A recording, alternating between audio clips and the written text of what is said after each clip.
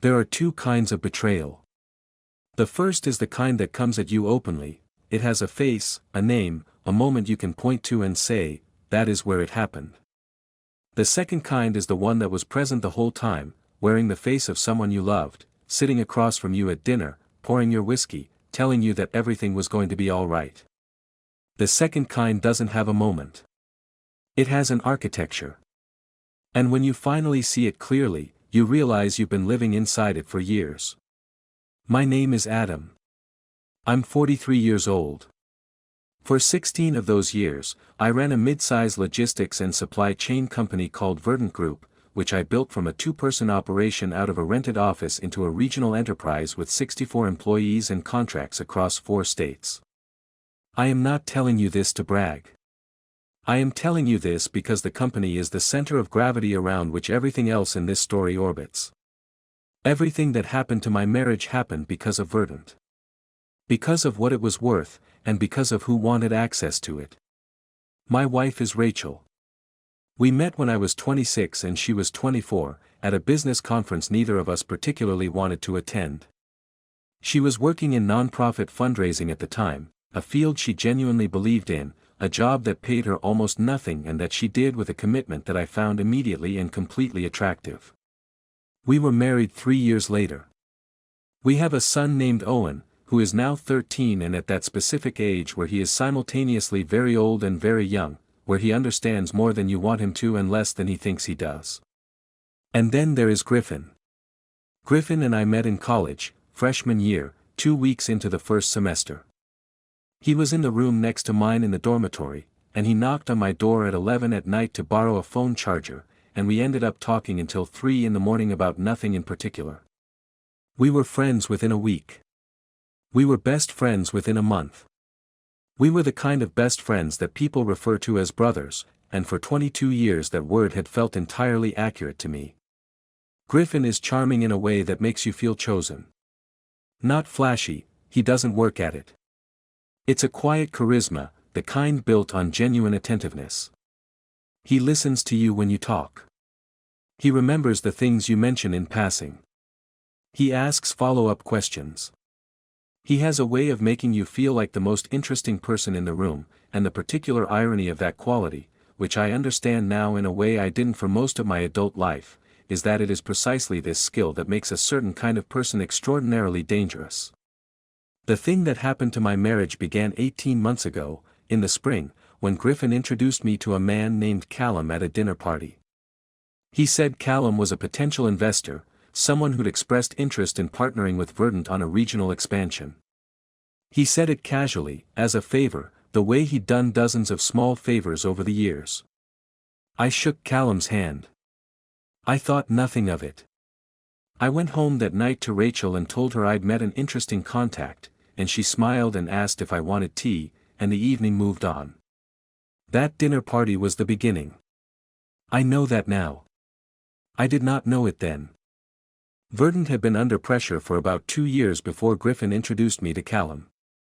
Not crisis-level pressure, nothing that threatened the company's survival, but the slow, grinding pressure of a mid-market business caught between scaling up and being absorbed. We'd turned down 2 acquisition offers in the previous 3 years, both from larger logistics conglomerates whose terms would have gutted the company's identity and left my team without guarantees.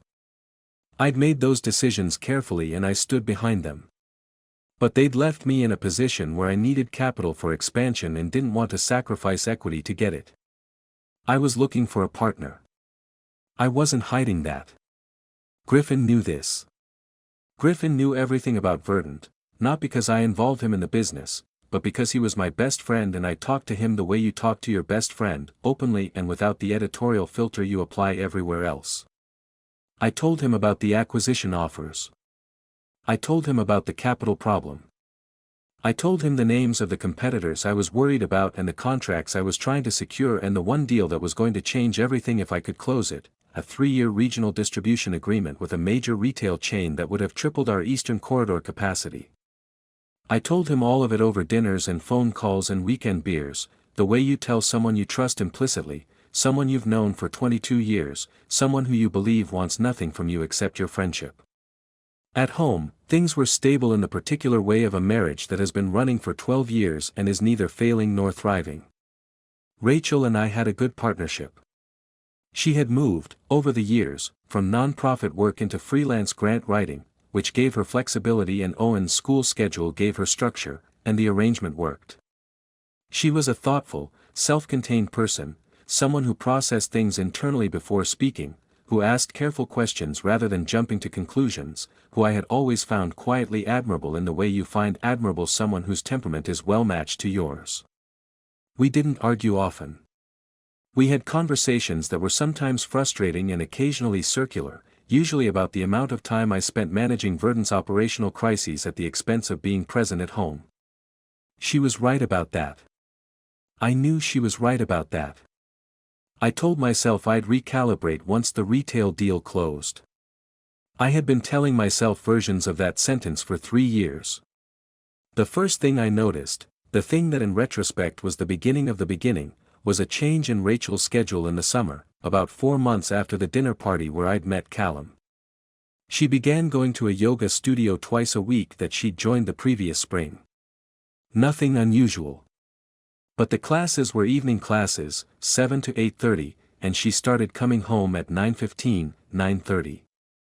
I mentioned it once, not accusatorially, just as an observation. She said she sometimes went for a walk after, to decompress. I accepted this. I didn't examine it. Griffin came to dinner at our house in July. He and Rachel had always gotten along, he was easy with people, and Rachel had a dry wit that he appreciated. That evening, I noticed him looking at her once across the table with an expression I couldn't quite name, attentive, slightly intent, that lasted less than 2 seconds before he turned back to his food. I filed it nowhere. It wasn't the kind of thing you file. It was too small, too ambiguous, too easy to attribute to the ordinary complexity of how people look at each other in social situations. What I did not know in July, Griffin had already been meeting with Callum privately for 6 months. What I did not know, those meetings had produced a formal strategy document, a timeline, and a set of objectives that had nothing to do with investment and everything to do with acquisition. What I did not know, my best friend of 22 years had identified, with the precision of someone who had studied me closely for a very long time, exactly how to make me vulnerable enough to sell. I did not know any of this. I was running my company and worrying about the retail deal and being a somewhat inadequate but genuinely present father to a 13-year-old who had recently discovered both basketball and the apparent injustice of every parental decision I made. My life was full and imperfect and, on the whole, mine. I trusted that. I should not have trusted that. The first concrete thing happened in September. I came home from a late meeting to find Rachel in the kitchen, still dressed from going out. This was a Thursday, not a yoga evening, pouring a glass of water with the particular deliberateness of someone who is composing themselves. She turned when she heard me. Her expression was ordinary. Her eyes were slightly too bright. I asked where she'd been. She said she'd had coffee with a friend from her old non-profit job, someone named Vera who was in town briefly. She said it easily, with detail, the cafe, the neighborhood, what they'd talked about. It was a perfect alibi. I believed it completely. But I noticed the brightness in her eyes, and I noticed that she went to bed 40 minutes earlier than usual, and I noticed that she didn't ask about my meeting, which she typically did. I noticed all of these things and I attributed each of them individually to nothing: tiredness, wine with Vera, the ordinary variability of human behavior. Separately, none of it was anything. Together, it had a shape I wasn't ready to see. Griffin called me the next morning. This was typical, he called most mornings, brief check-ins, the conversational equivalent of the charger he'd borrowed 22 years ago. He asked how things were going. I told him about the retail deal, which was stalling. He listened. He said the right things. He asked, almost incidentally, how Rachel was doing. I said she seemed good. He said he was glad to hear it. We hung up. It was a 4-minute call. I thought nothing of it. In October, Owen said something that lodged itself in my memory in a way I couldn't account for at the time. We were in the car, driving back from his basketball practice, and he was telling me about a player on the opposing team who had been cheating, grabbing jerseys, fouling deliberately, denying it afterward. Owen was indignant about this in the exaggerated way of 13-year-olds, but underneath the exaggeration was something genuine, a real and serious conviction that the way things appear should match the way things are. He said, "What's the point of pretending you didn't do something when everyone can see you did it?" I said that was a good question. He said, "It's like the person thinks they're smarter than everyone." I drove and thought about this longer than the subject seemed to require. The red herrings began in earnest in November. Rachel mentioned, over dinner one evening, that Callum, the man I'd met at Griffin's dinner party, had contacted her through LinkedIn about a charity event his company was sponsoring. She mentioned it as a coincidence, a small world thing, slightly amusing. I asked why he'd reached out to her specifically. She said his company was looking for grant writers for a foundation they were launching. She said she'd turned it down because the timeline didn't work. I accepted this as exactly what it was described as. I noted, in some back part of my mind, that Callum's name had appeared in my domestic life, and I noted that it felt slightly coincidental, and I moved on. What I was not yet able to see, the LinkedIn message was a designed contact point. Callum had been given Rachel's profile by Griffin, along with a set of information about her professional history, her interests, and the specific angle most likely to get her to respond. The charity foundation was real. The timeline issue was real. But the initial contact was not random and had not been spontaneous. It was the beginning of an introduction that was intended to become something else, something that would, in Griffin's plan, apply pressure to me at exactly the right moment. I don't want to get ahead of the story. I want to be honest about how little I understood at the time. I was a man with a company under financial pressure, a marriage in the ordinary drift of a long partnership, and a best friend who called every morning. I was not a man who was being managed. I did not experience myself as a man who was being managed. That is, I now understand, precisely how it works. By December, Rachel's yoga evenings had become irregular. Some weeks she went, some weeks she didn't. When I asked, she said the studio had changed its schedule and she was figuring out a new routine. This was plausible. I noticed she had started keeping her phone on the charger in the kitchen overnight rather than on the nightstand where she'd always kept it. I noticed she had become slightly more careful about her appearance before leaving the house in the evenings. I noticed she laughed once, alone in the kitchen while looking at her phone, in a way that stopped when she heard me on the stairs. I noticed all of these things. And I began, for the first time, to think the unthinkable thought, and then to immediately dismantle it, because the unthinkable thought involved Rachel, and Rachel was not someone who did that kind of thing. I was certain of this. I had been certain of this for 12 years. Certainty is a very comfortable place to live. I was not yet ready to leave it. January. The retail deal finally closed, not on the terms I'd wanted, but closed. I told Griffin the night the contracts were signed, and he was genuinely pleased in a way that seemed, that evening, completely uncomplicated. We celebrated with a glass of scotch over the phone, the way we'd celebrated things for 22 years. He said I'd done it. I said we'd done it. I was using "we" loosely, the way friends do, to mean that his support through the difficult period had mattered. He said of course. He said I deserved it. He sounded warm and true. 3 days after the retail deal closed, Callum called me directly. He said Griffin had told him the news and he wanted to offer congratulations. He said he'd been following Verdant's growth and was more interested than ever in exploring a partnership. He said he had a proposal he'd like to present, not an acquisition, he was careful to say, a partnership. He said he believed in what I was building. He said all of this fluently, with the easy confidence of someone who had rehearsed the script without letting the rehearsal show. We scheduled a meeting for the following week. I told Griffin about the call. Griffin said he was glad Callum had reached out, he'd always thought the timing would be better after a major win. He said Callum was serious money, serious about the right kind of deal. He said I should hear him out. I said I would. This is important. I did not ask Griffin how Callum had known about the retail deal's timing. I did not ask because it seemed obvious, Griffin had told him. I did not think to ask why Griffin was talking to Callum at all about my company's internal milestones. I did not think to ask any of the questions that, in retrospect, were the central questions. The proof I was not yet looking for came from Owen. It was a Saturday in late January.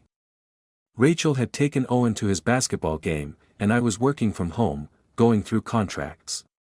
My phone buzzed with a message from an unknown number, no name, just a string of digits, and a single line of text: "You should ask your wife who she had dinner with at Caruso's on December 14th. And you should ask Griffin why he introduced them." I stared at the screen for a long time. Then I deleted the message. Then I sat in my office for 20 minutes, looking at nothing. I did not ask Rachel. Not that night, not for several days. I told myself the message was from a crank. I told myself Callum's business world was full of people with agendas and this could be a competitor trying to destabilize me. I told myself a great number of things, all of which were possible and none of which were the reason I wasn't asking. The reason I wasn't asking was that asking would make the question real, and making the question real would mean confronting an answer that could not be unheard. I checked the restaurant instead. I looked up Caruso's, an Italian place in the city's financial district, moderate upscale, the kind of restaurant you go to for a real meal rather than a working lunch. I scrolled their social media. I found, in a tagged photo from mid-December, a background table where two people were visible in partial focus, a man I recognized as Callum, and a woman who, in the slightly blurred background of someone else's dinner photograph, was wearing a blue coat I knew was Rachel's. I saved the photo. I closed the app. I went downstairs and made coffee and stood in the kitchen until Rachel and Owen came home, and I watched them come through the door, Owen animated about a three-pointer he'd made, Rachel laughing at something he'd said, and I felt the very specific pain of loving people while knowing something they don't know you know. Over the following 2 weeks I moved carefully, without showing any of it. I checked the December credit card statements. Rachel had her own card, which we reviewed jointly each month. There was no charge from Caruso's on December 14th. Which meant either the photo was wrong, or the dinner had been paid for by someone else. I went back through the prior 3 months and looked at her card for anything that didn't have a clear explanation. I found 3 charges from a restaurant I didn't recognize, spread across October, November, and December. All on Thursday evenings. All between $40 and $70. I looked up the restaurant. It was a small wine bar in the Arts District. Not a place Rachel had ever mentioned. Not a place you'd go alone. I called the anonymous number back. It rang twice and was disconnected. I tried again the next day. Out of service. Whoever had sent that message had done so from a disposable phone, which told me something significant: they'd planned it. This was not an impulsive act of conscience. This was someone who had information and wanted me to have it but had no interest in being identified as the source. I thought about that for a long time. And then I did something I had never done before in my marriage: I hired a private investigator. Her name was Sonia. She was methodical and expressionless and precisely as uncomfortable to deal with as you'd expect someone to be when you're paying them to document evidence of your wife's possible infidelity. She took the assignment without editorializing. She asked me what I wanted to know. I said I wanted to understand what was happening, who Rachel was meeting, and whether Griffin was involved in any way. That second part made Sonia look at me with a slight sharpening of attention. She asked me to explain. I told her about the anonymous message, about Callum, about the timeline of introductions. She wrote notes in a small paper notebook. She said she'd be in touch. She was in touch 11 days later. She came to my office. I'd asked her not to contact me at home, and she laid a thin folder on my desk and sat back and said, "Before you open that, I want to tell you that what's in there is complicated. More complicated than what you asked me to look into." I opened the folder. There were photographs of Rachel and Callum, at the wine bar, twice, in November and December. At a coffee shop in January. Nothing physically incriminating. But the body language was the language of two people who knew each other with a specific kind of familiarity that didn't come from professional acquaintance. There were also printed screenshots of corporate filings. Callum's investment group had, 5 months earlier, registered a new operating entity in the state. The registered agent, the legal point of contact, was a small corporate law firm. That firm had, as one of its listed associates, a name I recognized immediately, Griffin's younger brother, Nathan, who had been practicing corporate law for 8 years. Griffin's brother. Working for the firm managing Callum's new entity. The entity that had been formed 5 months ago, which was, I calculated quickly, approximately 1 month before the dinner party where I'd been introduced to Callum as a potential investor. I sat with that for a long time. Then I looked at the second set of documents in the folder. Sonia had pulled financial records from Verdant's publicly filed information and cross-referenced them with Callum's group's recent acquisitions. The pattern was clear to anyone willing to see it. Callum's group specialized in acquiring mid-market logistics companies in transition periods, specifically companies that had recently closed major deals and were suddenly attractive to larger players. They bought at the moment of maximum leverage for the buyer, minimum leverage for the seller. They were very good at identifying those moments.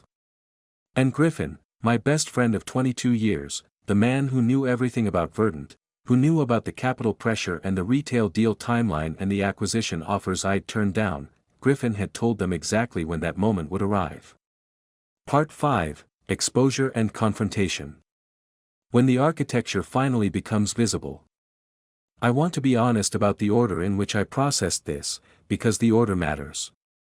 The first thing I felt, looking at Sonia's folder in my office, was not anger. It was a strange, suspended clarity, the specific sensation of something very large becoming still. Like the moment after an earthquake when everything has settled and you're standing in the new configuration of the world, understanding that this is now what the world looks like. The second thing I felt was grief for Rachel. Not anger, grief.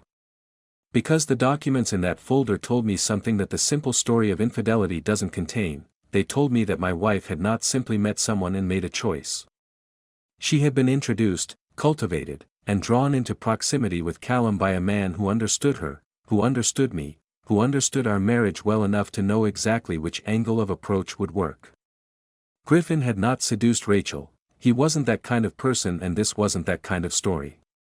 What he had done was engineer a situation in which Rachel, who was lonely in ways I had failed to fully address, who was intelligent and curious and underappreciated in the specific way that a spouse of a very driven person can be underappreciated, in which that Rachel would encounter a man who was attentive, interested, available, and had been briefed on exactly how to present himself. I don't know, and will never entirely know, how much of what happened between Rachel and Callum was genuine emotion and how much was a constructed environment in which emotion became inevitable. I think Rachel fell into something real without understanding that the container had been built for her. I think Callum may have developed something genuine alongside the calculated intention. I think people are capable of both things at the same time, and that this does not make the manipulation less real or the pain less sharp. What I do know is what Sonia confirmed in a follow-up conversation 2 days later. Rachel had never been told about Griffin's business relationship with Callum. She had never been told about the corporate entity, the acquisition strategy, or Griffin's brother. She had been told, through Callum's careful framing, that he was an independent investor who had met her husband at a social event and thought she was interesting. That was all she knew. She was not a conspirator. She was a variable, chosen, calibrated, deployed, in someone else's plan. I confronted Griffin first. I made that decision deliberately. I wanted to speak to him before Rachel, because what I needed from Griffin was different from what I needed from my wife. From Griffin the first needed to understand the full architecture. From Rachel I needed to understand what she had known and felt. Those were 2 different conversations and they required 2 different versions of me, and I was not going to be able to have the second one until I had survived the first. I asked Griffin to meet me for lunch on a Thursday, the way we'd met for lunch dozens of times over the years. I picked a restaurant we'd never been to together, neutral ground, no associations. I arrived first. I ordered water. I waited. He came in smiling. That was the first and worst thing. The smile was completely genuine, the automatic warmth of someone arriving to see a person they're genuinely glad to see. 22 years of authentic friendship does not disappear because the friendship has been running alongside something ugly. That's one of the things that makes this kind of betrayal so disorienting. The love was real. It just wasn't the only thing. I waited until he'd sat down and ordered. Then I put the corporate filing on the table. His company's name. Nathan's name. The formation date. I said nothing. I just put it there and watched his face. What happened to his face in the next 4 seconds was one of the most illuminating things I have ever witnessed. The smile didn't fall, it dissolved, very slowly, in the way that expressions change when the muscles responsible for them receive a signal they weren't prepared for. The warmth didn't become coldness. It became something more complicated, a kind of careful, rapid assessment. He looked at the document. He looked at me. He took a single breath. And then he said, "How long have you known?" Not, "I can explain." Not, "What is this?" Not, "There's been a misunderstanding." Just, "How long have you known?"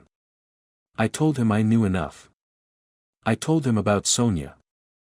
I told him about the photographs, the restaurant, the LinkedIn message from Callum to Rachel. I told him I knew about the acquisition strategy. I told him what I needed him to explain was not the mechanics. I understood the mechanics, but the decision. "When did you decide," I asked him, "that Verdant was worth more to you than 22 years? He was quiet for a long time. Then he told me. It had started as information. 2 years earlier, Callum had approached him, not the other way around. Callum had done his research and identified Griffin as someone with access to decision-makers at several mid-market companies, including Verdant. He'd offered Griffin a consulting arrangement, information and introductions in exchange for a stake in the acquiring entity. Griffin had told himself, initially, that he would provide only general market intelligence, nothing company-specific, nothing that would compromise me. He had believed that for about 3 months. Then the numbers Callum was offering got larger. Then Griffin's own business had hit a difficult period. Then it became easier and easier to tell himself that Verdant would be fine under new ownership, that an acquisition wasn't destruction, that I'd come around. The Rachel element, he paused a long time before this part, the Rachel element had been Callum's idea, not his. Callum had reasoned that if I became destabilized at home, if I was distracted and emotionally off balance at the moment the acquisition offer arrived, I would be less capable of the kind of focused, methodical resistance I'd shown to the previous 2 offers. Griffin had told himself he was simply making an introduction. He hadn't anticipated it going where it went. He said this looking at the table. I said, "Did you anticipate what it would do to Rachel?" He said, "I told myself she'd be fine." I said, "She was a person you decided to use." He didn't answer that. He didn't need to. I left the restaurant without finishing the meal. I drove home. I sat in the car in our driveway for 15 minutes. Then I went inside and asked Rachel if Owen could go to a neighbor's for the evening because I needed to talk to her about something important. She looked at my face. She said okay. She called the neighbor. We sat down at the kitchen table. I had decided, before the conversation, that I was going to tell her everything I knew, not to wound her, but because she deserved to understand what she had been inside. She deserved to know that she had not made a simple, personal choice in a vacuum. She had been placed in a situation designed to produce a specific outcome, by someone who had treated her, without her knowledge, as a mechanism. When I told her about Griffin, about the corporate filings, about Nathan, about the consulting arrangement, I watched something change in her face that was different from guilt. It was a specific kind of horror. The kind that comes not from what you did, but from understanding what was done to you. She said his name, Griffin, and it came out very quietly, as if the word had lost its referent. She told me about Callum. She said it had started as professional interest and had become something she'd convinced herself was separate from her marriage, something she'd told herself was her own, in the way that people tell themselves things when they need a story that lets them keep going. She said she had felt, in those months, less invisible, and that she was ashamed to be saying that, but it was true. She said she had not known who Callum was connected to. She had not known about Griffin. She had thought she was making a private and terrible mistake. She had not known she was a calculated piece in someone else's design. We talked for 4 hours. Some of it was painful in the way only 4 hours of complete honesty between two people who have loved each other for 12 years can be painful. But there was something underneath the pain, a strange, terrible intimacy in the telling of the whole truth, finally, without any of the protective architecture of the story we'd been living inside. At midnight, Rachel said, "I'm so sorry." I said, "I know." Neither of those things resolved anything. But they were both true, and truth was the only material we had left to work with. The business question resolved first. I retained a corporate attorney and instructed her to reject Callum's partnership proposal formally, in writing, citing due diligence concerns I was not required to specify. She did. Callum did not pursue it further. Whether this was because he'd calculated that the approach had failed or because he had some residual human capacity for recognizing when a line had been crossed, I don't know. I never spoke to him directly again. I also instructed my attorney to send a letter to Griffin's firm documenting, without making accusations, the specific nature of the information he had passed to Callum and the timeline of that relationship. The letter was not a legal threat. My attorney counseled me that the information sharing was unlikely to meet the threshold for civil action unless I could prove specific financial damage, which at this stage I couldn't. But the letter served another purpose. It told Griffin that I knew the full picture, that I had documented it, and that the documentation existed. He called me once after receiving it. I didn't answer. He sent a text that said he was sorry and that he hoped one day I'd be able to hear the full context. I read it. I didn't respond. I don't know what full context he imagined would change the shape of what he'd done. The marriage question was slower and more honest and more difficult than any business decision I've ever made. Rachel and I agreed, in the weeks after the confrontation, to do something neither of us had expected to do: stay in the house, maintain our routines for Owen's sake, and enter couples therapy with a man named Dr. Hartwell who had the useful quality of not pretending that therapy was going to solve things quickly. He was clear, in the first session, that we were dealing with two separate and overlapping injuries: Rachel's actual relationship with Callum, and the manipulation that had built the context for it, and that we could not treat them as the same thing if we wanted to understand either one honestly. What emerged in those sessions, over several months, was complicated and sometimes hard to look at. I learned that Rachel had been lonely in our marriage in specific ways that she had not felt able to articulate, not because I was unkind, but because the kind of emotional presence she needed had been systematically deferred by the version of me that ran verdant at the expense of everything else. I had known this in the abstract. I had not known what it had cost her in the specific. She told me, in the flat, careful voice of someone reporting something difficult but true, that there had been entire seasons of our marriage where she had felt like a competent manager of the household rather than a person her husband was genuinely curious about. I sat with that. I didn't defend against it. It was true, and the only honest response to something true is to hold it. Rachel told me everything about Callum, not to wound me, but because Dr. Hartwell had made clear that the kind of reconstruction we were attempting required complete information on both sides. She had ended the contact with Callum the night of our confrontation. She did not reach out to him again. She did not struggle, she said, with the decision to end it, and this, paradoxically, was one of the more painful things she told me, because it suggested that what she had been looking for was not Callum specifically but something Callum had temporarily provided, and that something was, in theory, something I could have been. Owen noticed the change in our household without being told anything specific. He was 13 and perceptive in the way that children of perceptive parents tend to be, and he watched us in the weeks after January with the careful attention of someone monitoring a situation they don't have all the information about. We told him, eventually, in the language available to us, that we were going through a difficult period, that we were working through it, that he was not the cause of anything and was not responsible for any of it. He asked, with the directness of a 13-year-old, whether we were getting divorced. We said we didn't know yet. He nodded. He said, okay. And then he went back to his basketball. The simplicity of that, the way he received the uncertainty and continued, was one of the things that made me most want to find my way through. By summer, Rachel and I had not resolved everything. I want to be honest about that. Some things don't resolve, they transform.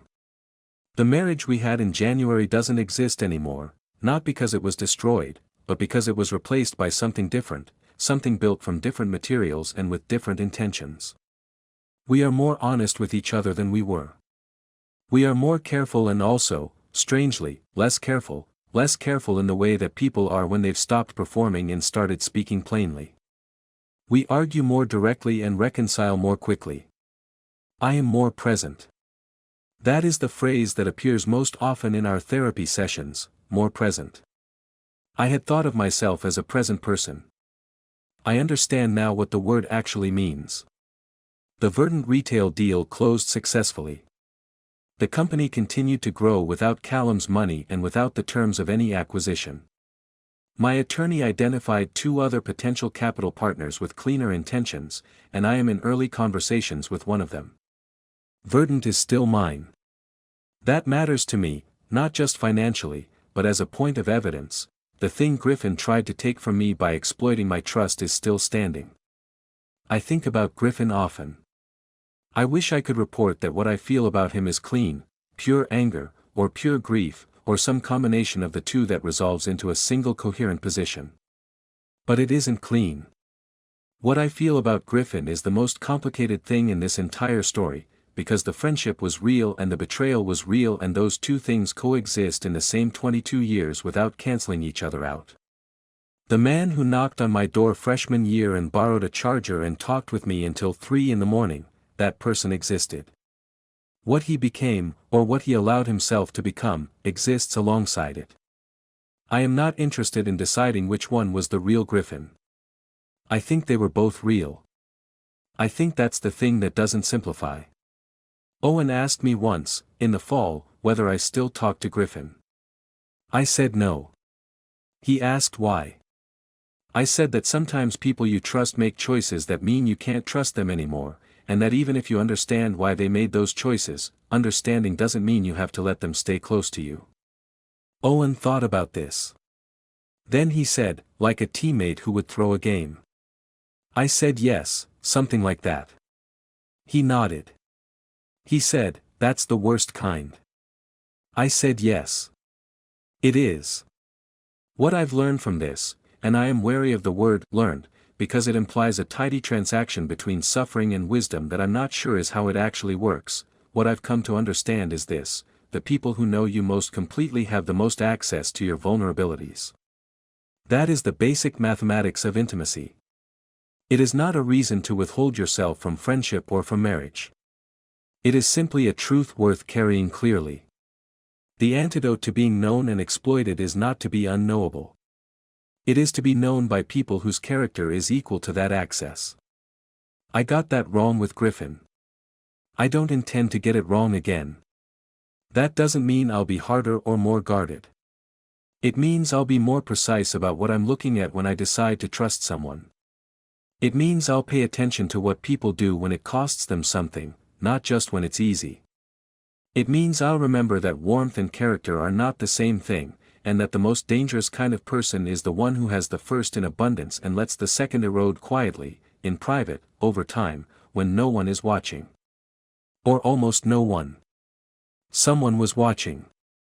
Someone sent me a text from a disposable phone and gave me the thread to pull. I never found out who. I think about them sometimes. I hope they're all right. This story is structured around a form of betrayal that is rarer in life but more psychologically devastating than straightforward infidelity, engineered betrayal. Griffin does not simply lie to Adam or take something from him.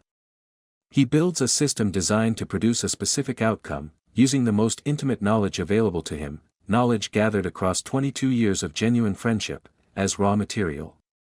This is what makes his betrayal categorically different from Callum's opportunism or even Rachel's choices. Griffin weaponized trust itself. The psychological mechanism at the center of this story is the exploitation of access. Intimacy, by its nature, creates asymmetric vulnerability. When you allow someone to know you completely, your fears, your ambitions, the pressure points of your marriage, the specific anxieties of your professional life, you are extending to them a kind of power over your narrative. Most people with that power do nothing damaging with it. Griffin chose differently. And the story is careful to show that this wasn't a single decision, it was a gradual erosion, a series of smaller capitulations to financial pressure and self-justifying logic, until the accumulated choices had produced something he could no longer walk back from. Rachel's position in the story is the element that elevates it beyond a conventional betrayal narrative. She is neither villain nor simple victim. She made real choices, she pursued something outside her marriage that she knew was wrong, and those choices have real weight. But the story insists on complicating the moral ledger. She made those choices inside a container that had been constructed specifically to make them more likely, by someone who had studied her husband's understanding of her and used that understanding to identify her loneliness and present a designed alternative. Her agency was real, and the manipulation was also real. These are not contradictory. They are the layered reality of how people get drawn into situations they wouldn't have chosen from the outside. Adam's failure, and he has one, which the story is honest about, is not naivety. He is not a foolish man. His failure is a specific and common one. He confused stability with presence. He had built a life that functioned, and had allowed functioning to substitute for attention. Rachel had been telling him, in the indirect language of a person who doesn't want to seem demanding, that she needed more of him. He had received those signals as information to be deferred rather than as an urgent request. This didn't make him responsible for what happened.